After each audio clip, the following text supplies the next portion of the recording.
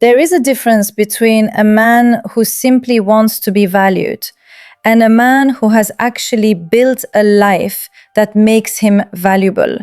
And that difference is not found in his clothes, his money, his muscles, his followers, or the number of women who notice him. It is found in something much deeper. The way he carries himself when nobody is watching. The way he responds when he is disrespected, the way he handles rejection, the way he controls his emotions when everything around him becomes chaotic, and most importantly, the standards he refuses to compromise, even when compromising would be easier. A low-value man spends much of his life trying to convince people that he matters. A high-value man spends his life becoming someone who does not need to convince anyone. That is where the psychological difference begins. A low-value man often confuses attention with respect. If people text him, he feels important. If women want him, he feels powerful. If people praise him, he feels secure. But take away the attention and suddenly his confidence disappears. His mood depends on external validation because he has never developed enough internal certainty to stand firmly on his own. He may appear confident from the outside, but underneath that confidence can be a desperate need to be accepted. He constantly asks himself, do they like me? Do they respect me? Do they think I am successful? Am I attractive enough? Am I important enough? His emotional state is controlled by other people's reactions. And when your emotional state is controlled by other people's reactions, you are not free. You are dependent. A high-value man operates differently. He does not reject attention, but he does not depend on it. He can appreciate compliments without becoming addicted to them. He can accept criticism without allowing it to destroy his identity. He can be alone without feeling abandoned. He can walk into a room where nobody knows him and still feel comfortable with himself because his confidence is not based on the room. His confidence comes from knowing who he is, what he stands for, what he is working toward, and what he will not tolerate. That kind of confidence is quiet because it has nothing to prove. It does not need to announce itself. It can be felt. One of the biggest differences between high-value and low-value men is their relationship with rejection. A low-value man often experiences rejection as a personal attack. If someone does not choose him, he immediately starts questioning his worth. Sometimes he becomes bitter. Sometimes he becomes desperate. Sometimes he tries harder to convince the other person to change their mind. He sends another message, explains himself again, offers more attention, becomes overly available, or starts trying to prove why he deserves to be chosen. But psychologically, this reveals something important. He has connected another person's decision to his own identity. He thinks, if they rejected me, something must be wrong with me. A mature man understands something different. Rejection can hurt, but it does not define him. Someone can fail to recognize your value without your value disappearing. This is why a high-value man knows how to walk away without creating a performance. He does not need to insult someone who rejected him. He does not need revenge. He does not need to post indirect messages on social media. He does not need to suddenly pretend that he never cared. He simply accepts reality. If the connection is not mutual, he does not force it. If respect is missing, he does not beg for it. If effort is consistently one-sided, he stops investing where there is no return. His ability to walk away is not about playing games. It is about understanding that self-respect requires boundaries. A low-value man often believes that being a good man means saying yes to everything. He becomes available at every moment. He cancels his plans to accommodate everyone. He tolerates behavior he secretly dislikes because he is afraid that saying no will make people leave. He thinks being needed is the same thing as being respected. But there is a psychological difference between kindness and people-pleasing. Kindness comes from strength. People-pleasing often comes from fear. A high-value man can be generous without being controlled by the need for approval. He can help people without allowing them to exploit him. He can love deeply without abandoning himself. And this brings us to boundaries. A man's boundaries reveal how much he respects himself. A low-value man often explains his boundaries repeatedly because he hopes someone will eventually agree with them. A high-value man communicates them clearly and then watches behavior. He does not spend hours arguing about what basic respect should look like. He does not constantly threaten consequences that he will never enforce. He understands that a boundary without action is simply a request. If someone repeatedly crosses a line, he adjusts his access to that person. Not because he is cruel, but because he understands that access to his time, energy, attention, and emotional world should mean something. Another major difference is emotional control. And emotional control does not mean becoming cold, emotionless, or incapable of vulnerability. In fact, a man who cannot express emotion is not necessarily strong. Sometimes emotional suppression is simply another form of emotional weakness.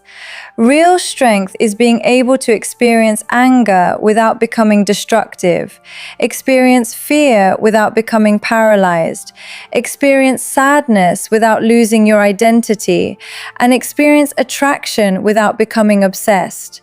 A high-value man does not allow every emotion to become an instruction. He feels the emotion, observes it, understands it, and then chooses his response. A low-value man reacts. A high-value man responds. That distinction can change an entire life. When someone insults the low-value man, he immediately reacts. When someone ignores him, he reacts. When someone challenges his masculinity, he reacts. When someone disagrees with him, he reacts. His emotional buttons are exposed, and other people can push them whenever they want. But the high-value man develops a pause between stimulus and response. Someone can provoke him, but they cannot automatically control him. Someone can disrespect him, but they cannot force him to lose his dignity. Someone can disappoint him, but they cannot dictate how he behaves next. This is why calmness is often more powerful than aggression. A man who is constantly trying to demonstrate that he is tough can actually reveal insecurity. He needs everyone to know that he is powerful because internally he does not feel powerful.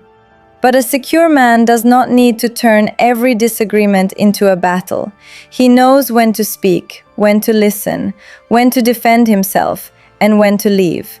His silence is not fear. His restraint is not weakness. His calmness comes from knowing that he does not need to win every interaction to remain confident in himself. Another difference is discipline. Low-value behavior often comes from living according to temporary feelings. I don't feel like working today. I don't feel motivated. I'll start tomorrow. I'll exercise when I have more time. I'll focus when life becomes easier. The problem is that life rarely becomes perfectly easy. If you build your life around how you feel in the moment, your future will always be controlled by your present mood. A high-value man understands that motivation is unreliable. Discipline is more dependable. He learns to do what needs to be done, even when the excitement disappears. This does not mean working every second of the day or becoming obsessed with productivity. It means developing trust in yourself. When you repeatedly make promises to yourself and break them, your subconscious begins to learn that your own words have no authority. But when you say you will wake up at a certain time and actually do it, when you say you will train and you train, when you say you will stop wasting your time and you stop, you build self-respect. Confidence is not only created through success, it is created through keeping promises to yourself. A high-value man also understands the importance of direction. He does not need to have his entire life figured out, but he needs somewhere he is going. A man without direction becomes easily distracted by whatever gives him temporary pleasure. He spends hours scrolling, chasing attention, comparing himself to strangers, obsessing over relationships, arguing online, and consuming entertainment without building anything meaningful. Then he wonders why he feels empty. The human mind needs purpose. Without a meaningful direction, even comfort can become exhausting. This is why a man's relationship with his time reveals his priorities. A low-value man gives his best energy to distractions, and whatever remains to him goes toward his goals. A high-value man protects his attention. He understands that attention is one of the most valuable resources he owns. Every hour he gives to meaningless drama is an hour he cannot invest in his future. Every conversation that constantly drains him has a psychological cost. Every addiction to validation takes attention away from self-development. And there is another powerful difference: how these men treat women and relationships. A low-value man may put a woman on a pedestal and then expect her to validate him because of it. He may confuse obsession with love. He may think that constantly texting, constantly checking in, constantly sacrificing, and constantly proving his feelings automatically creates attraction. But healthy attraction cannot be manufactured through desperation. A mature relationship requires mutual interest, mutual respect, emotional safety, honesty, and effort from both sides. A high-value man does not treat women as trophies, therapists, or sources of identity. He sees them as human beings. He can be attracted to someone without losing his judgment. He can admire someone without worshipping them. He can love someone without making them responsible for his entire emotional stability. And because he does not need a relationship to prove that he is worthy, he can make better relationship decisions. He chooses based on compatibility rather than desperation. This is one of the deepest psychological truths. Desperation makes you tolerate things that confidence would never accept. When a man believes that a particular person is his only chance at love, he becomes willing to sacrifice his standards to keep them. He excuses disrespect. He ignores incompatibility. He accepts inconsistency. He rationalizes behavior that hurts him. But when a man knows that losing a relationship does not mean losing himself, he can evaluate the relationship honestly. He can ask, is this healthy? Is this mutual? Does this person respect me? Do our values align? Am I becoming a better version of myself in this relationship? Or am I becoming smaller? A low-value man often wants to be chosen by everyone. A high-value man becomes selective about who gets access to him. This does not mean becoming arrogant or believing you are better than everyone else. It means understanding compatibility. Not everyone will appreciate your personality. Not everyone will understand your ambitions. Not everyone will share your values. Not everyone deserves intimate access to your life, and that is normal. High-value behavior is not about superiority. It is about self-respect. A man can have millions of dollars and still behave like a low-value man. He can drive an expensive car and still be emotionally dependent. He can have a muscular body and still be insecure. He can have thousands of followers and still desperately need validation. External success can hide internal weakness, but it cannot permanently fix it. Eventually, life will test what is underneath the image. When money disappears, when attention disappears, when relationships change, when people criticize you, when plans fail, who are you then? That is where character becomes visible. A high-value man understands that his identity cannot be built entirely around achievements. He wants success, but he does not worship it. He wants money, but he does not make money his entire personality. He wants love, but he does not become dependent on it. He wants respect, but he does not demand it through intimidation. He wants influence, but he does not need to control everyone around him. He builds a balanced identity because he knows that anything external can change. And perhaps one of the clearest differences is how each man handles failure.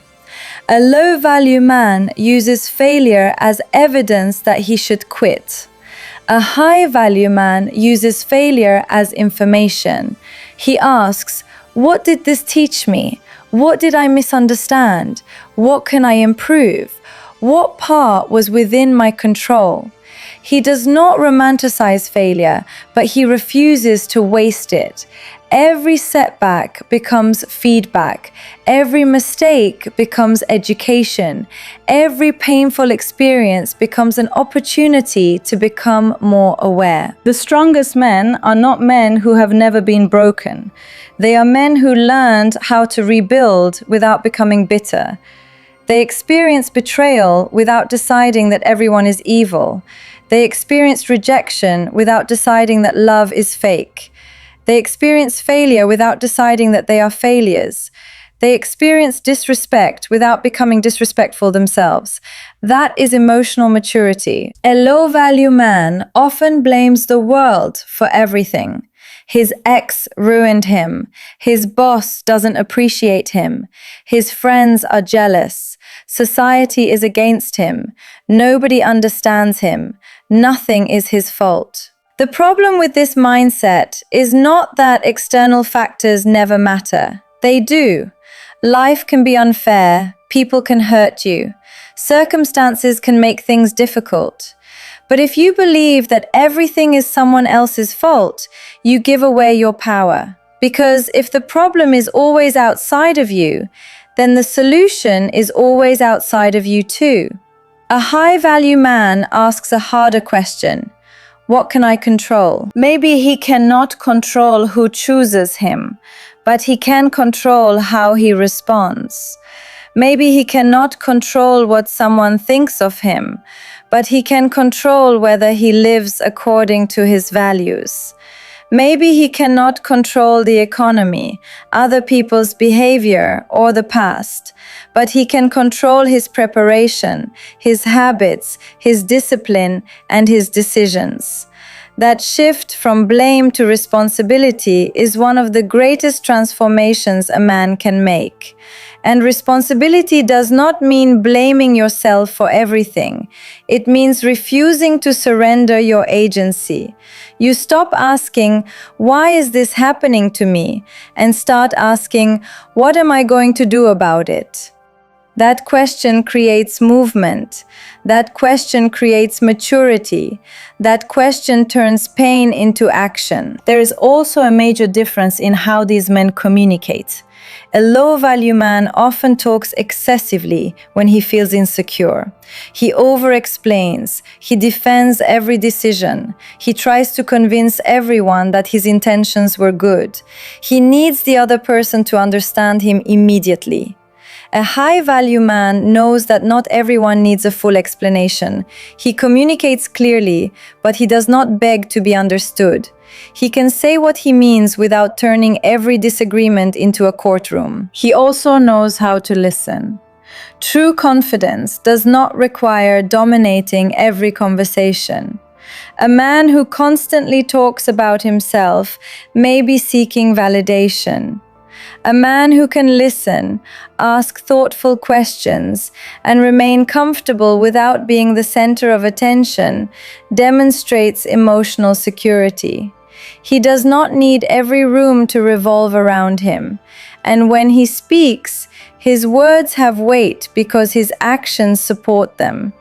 That is another powerful distinction. Low-value men make promises. High-value men build patterns.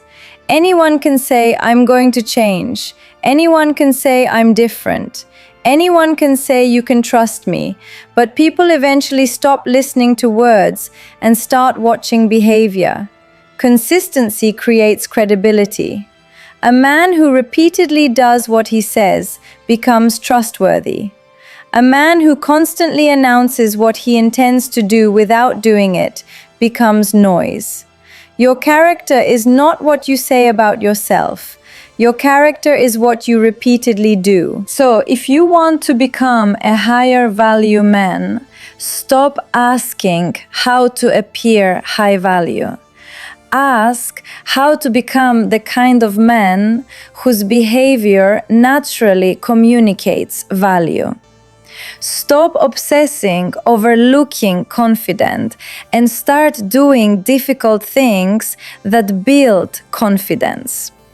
Stop trying to make people jealous and start building a life you genuinely enjoy. Stop chasing validation and start developing competence. Stop trying to control other people's reactions and start controlling your own standards. Build your body, but also build your mind. Build your career, but also build your character. Learn communication, but also learn silence. Learn ambition, but also learn gratitude. Learn confidence, but also learn humility. Learn how to fight for what matters, but also learn how to walk away from what destroys your peace. Because the ultimate difference between a high-value man and a low-value man is not perfection. High-value men make mistakes too. They get insecure, they become angry, they experience fear, they sometimes make terrible decisions. The difference is that they do not make weakness their permanent identity. They recognize it, confront it, and work on it. You do not become valuable by convincing the world that you are valuable. You become valuable by developing qualities that remain valuable even when nobody is watching. When you can sit alone without desperately reaching for attention, you are developing strength. When you can accept rejection without losing yourself, you are developing strength. When you can hear criticism without immediately becoming defensive, you are developing strength. When you can keep working after motivation disappears, you are developing strength. When you can love someone without abandoning yourself, you are developing strength. When you can leave a situation that repeatedly violates your values, you are developing strength. And eventually, something changes inside you. You stop chasing respect because your behavior naturally earns it. You stop chasing attention because your life becomes more interesting than the validation you once depended on. You stop trying to prove your masculinity because you no longer need an audience for it. You stop competing with every man in the room because you understand that your real competition is the weaker version of yourself that you are trying to outgrow. That is the real transformation. The goal is not to become a man who thinks he is better than everyone else. The goal is to become a man who no longer needs to think he is better than anyone else. He knows his worth without needing comparison. He knows his standards without needing applause. He knows his direction without needing permission. And when a man reaches that point, he becomes difficult to manipulate because his identity is no longer for sale. Compliments cannot buy him. Fear cannot easily control him. Rejection cannot destroy him. Attention cannot enslave him. Loneliness cannot force him into the wrong relationship, and temporary pleasure cannot easily pull him away from a meaningful future. That is what real value looks like. Not perfection, not arrogance, not money alone, not physical appearance alone, not popularity, not dominance. Self-respect, discipline, emotional control, purpose, boundaries, integrity, competence, accountability, and the courage to live according to your values even when doing so costs you something. Because ultimately, the highest form of masculine confidence is not saying, everyone should respect me. It is living in such a way that you can respect yourself when you look in the mirror. And once a man reaches that level, he stops begging life to tell him who he is. He decides who he is through his choices, his habits, his standards, and his actions. He understands that becoming a high-value man is not a performance for women, friends, society, or social media. It is a private commitment between the man he is today and the man he refuses to stop becoming.